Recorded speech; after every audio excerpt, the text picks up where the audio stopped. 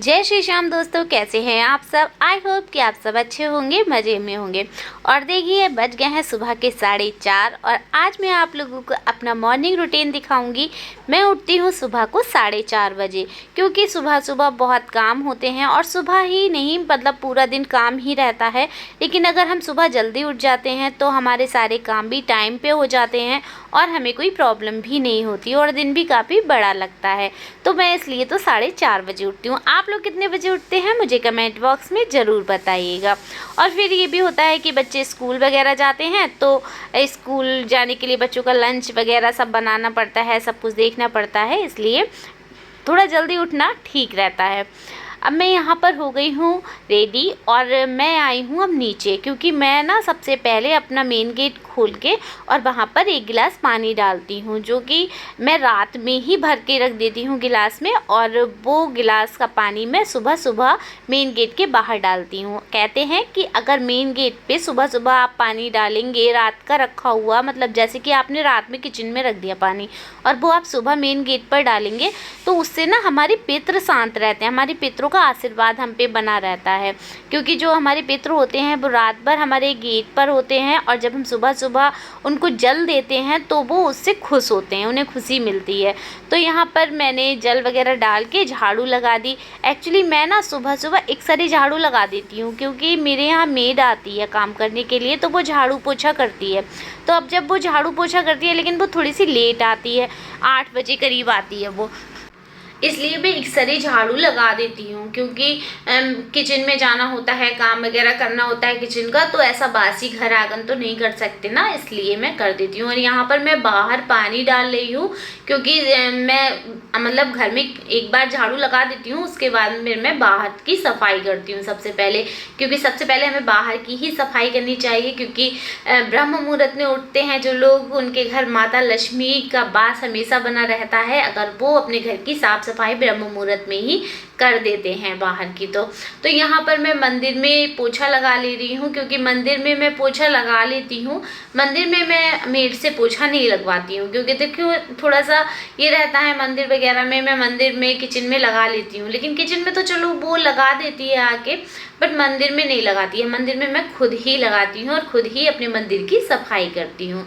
तो यहाँ पर मैंने सारी विंडो वगैरह खोल दी हैं, क्योंकि सुबह सुबह का टाइम है, सुबह सुबह एकदम ताज़ी हवा आनी चाहिए घर के अंदर, तो मैं सारी विंडो खोल देती हूँ। और ये ऊपर आकर भी मैंने झाड़ू वगैरह सब लगा ली थी।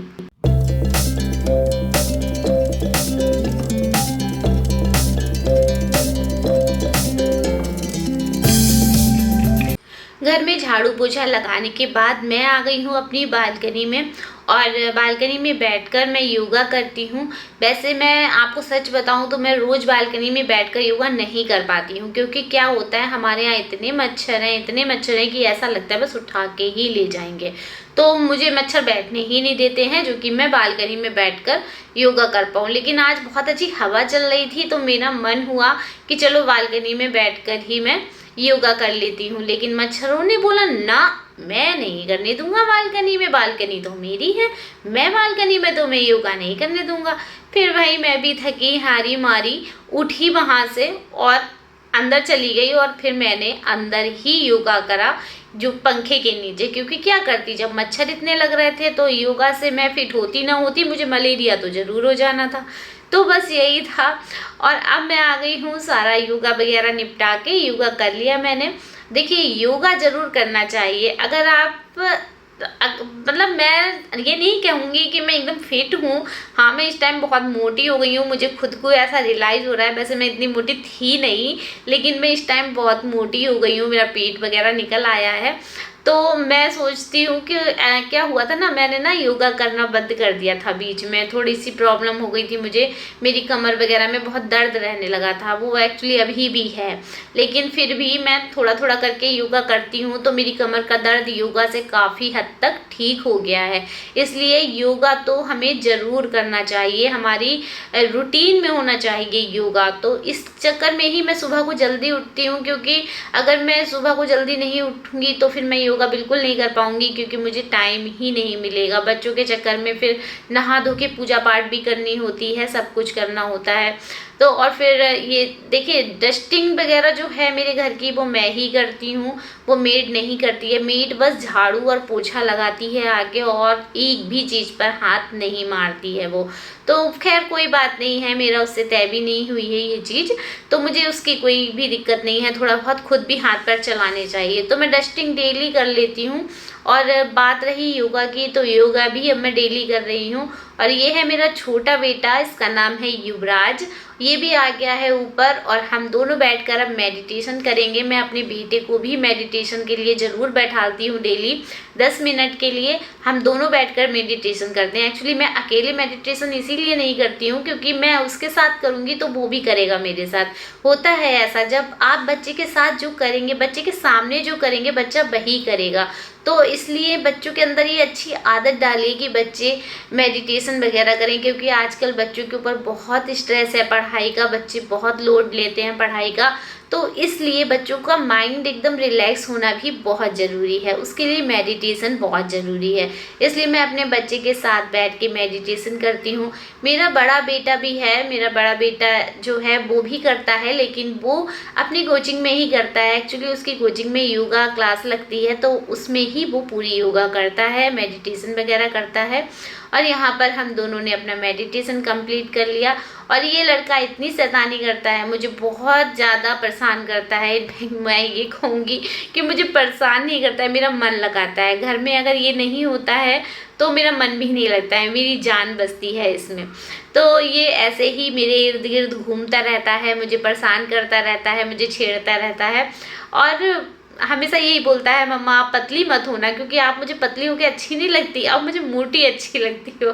तो बस यही था। अब वो नीचे चला गया, मैंने उसको कपड़े लेकर नीचे भेज दिया है, क्योंकि बच्चे नीचे नहाएंगे। मेरे बच्चों का रूम भी नीचे है और मेरे बच्चों का वॉशरूम भी नीचे ही है, तो मेरे बच्चे नीचे ही नहाते हैं और नीचे ही सोते हैं। मैं ऊपर, मेरा ऊपर रूम है, तो मैं ऊपर ही सोती वगैरह हूँ।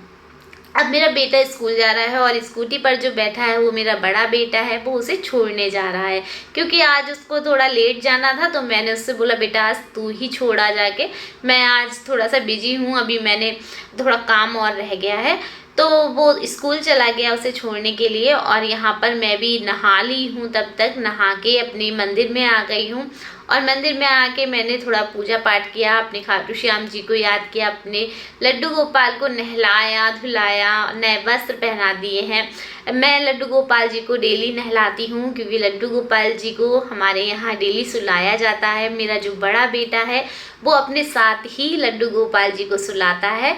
तो क्योंकि कहते हैं कि जो कपल होते हैं उनको अपने रूम में लड्डू गोपाल जी को नहीं सुलाना चाहिए, इसलिए मैं अपने बच्चों के रूम में लड्डू गोपाल जी को सुला देती हूँ। यही मेरा डेली का रूटीन है। बच्चों को स्कूल भेजकर ही मैं नहाती धोती हूँ। और आप लोग भी आरती ले लीजिए और हमारे खाटू श्याम बाबा के दर्शन कीजिए, हमारे लड्डू गोपाल के दर्शन कीजिए। देखिए हमारे बाबा कितनी सुंदर लग रहे हैं। बाबा आप सब पर अपनी कृपा बरसाए रखना। जो लोग भी यूट्यूब चैनल हमारा देख रहे हैं उन सब पर अपनी कृपा बरसाए रखना। जय श्री श्याम। दोस्तों यही था मेरा मॉर्निंग रूटीन, डेली का यही रूटीन है। बच्चों को स्कूल कभी मैं छोड़ आती हूँ, कभी ये छोड़ आते हैं, और अगर बड़ा वाला बेटा होता है घर में तो वो छोड़ आता है। मतलब ऐसे कोई क्राइटेरिया नहीं है हमारे बीच में कि नहीं एक को ही छोड़कर आना है, ऐसा कुछ भी नहीं है। जिसको टाइम होता है वो छोड़कर आ जाता है उसको। वैसे वो कभी कभी साइकिल से भी चला जाता है, ऐसी कोई भी प्रॉब्लम नहीं है, क्योंकि मैं चाहती हूँ कि मैं अपने बच्चों को सेल्फ डिपेंड बनाऊँ, जिससे कि अगर कभी इन फ्यूचर में अगर कभी भी कोई प्रॉब्लम आ जाती है। देखिए आजकल प्रॉब्लम्स का तो कोई भी नहीं पता होता है कुछ भी, कि प्रॉब्लम्स कब आ जाएं, कुछ कहकर नहीं आती प्रॉब्लम। तो अगर कभी कोई प्रॉब्लम आ जाती है तो मेरे बच्चे उसको हैंडल करना सीखें। इसलिए मैं अपने बच्चों को सेल्फ डिपेंड बनाना ज़्यादा प्रेफर करती हूँ, और मैं यही चाहती हूँ कि जितने भी पेरेंट्स हैं सब अपने बच्चों को सेल्फ डिपेंड बनाएं, ताकि बच्चों अगर कभी कोई प्रॉब्लम आती है तो बच्चे उसको फेस कर सके। चलिए मिलती हूँ नेक्स्ट वीडियो में। आज का ब्लॉग यहीं पर एंड करती हूँ। ब्लॉग कैसा लगा कमेंट बॉक्स में ज़रूर बता दीजिएगा। अगर कुछ मिस्टेक्स हुई हो तो वो भी मुझे बता दीजिएगा, उसको सुधारने की मैं पूरी कोशिश करूँगी। और हाँ, ब्लॉग आपको किस टाइम देखना है ये भी आप ज़रूर बता दीजिएगा। अगर मेरे अकॉर्डिंग सेट किया हुआ टाइम आपको पसंद नहीं आ रहा है तो आप किस टाइम देखना चाहते हैं ये भी आप मुझे कमेंट बॉक्स में जब बताएंगे तो मैं उसी टाइम पर ब्लॉग अपलोड कर दिया करूँगी।